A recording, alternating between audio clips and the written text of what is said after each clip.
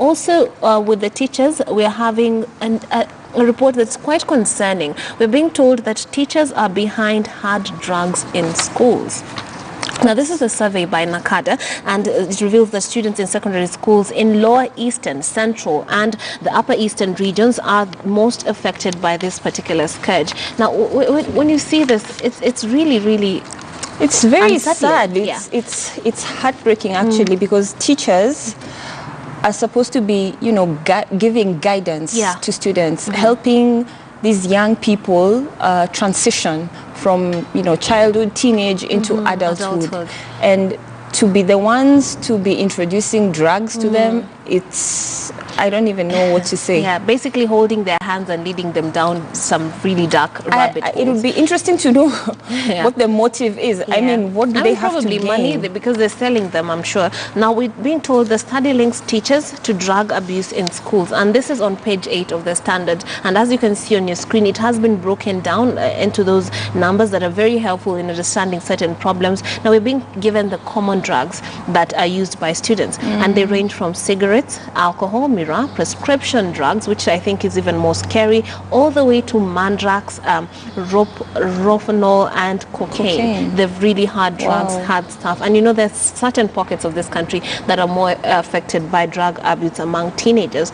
They also give us more numbers about period when the students are most likely to abuse drugs. Now, they're telling us 48.5% is during school hours.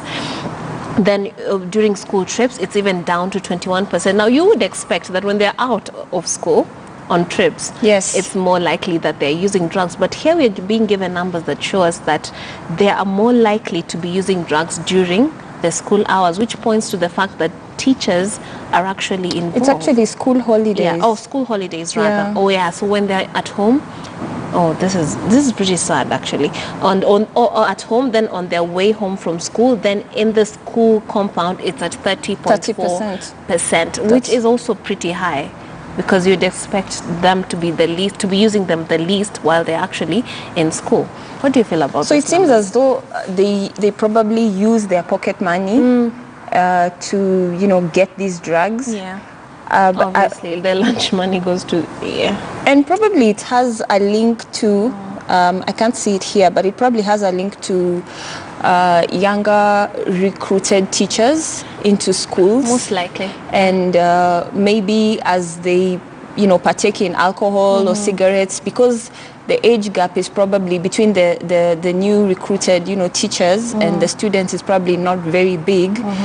They may feel that it's okay to hang out together, and in that way they get closer in age, and in that way they probably get introduced into this negative behavior. And just to give you an overview of that particular report, it was they're telling us that the agency interviewed 3,908 students, 60% male and 40% female, and selected randomly 77 schools across the country. Just to give you the overview of how far they went, to just take a look at how this particular. But the other thing I'd like to maybe point out is it's interesting how if the highest percentage, 48.5, is used during school holidays, how is it the parents have no control over? It just points to clue or no control over what's happening. Because then, even if the drugs were introduced in school, by the time you go home, if your parents are keen, they should be able to pick it out and realize that something is amiss. I think that's a very big gap. And it's a red flag, because parents need to be more keen on their kids, because it's happening right under their noses, and you expect that it would happen on their way home. That's when you'd say they're vulnerable, they're out there, perhaps those commuters or inter-school functions and things like that. Things like tobacco, cigarettes, alcohol have a very strong smell.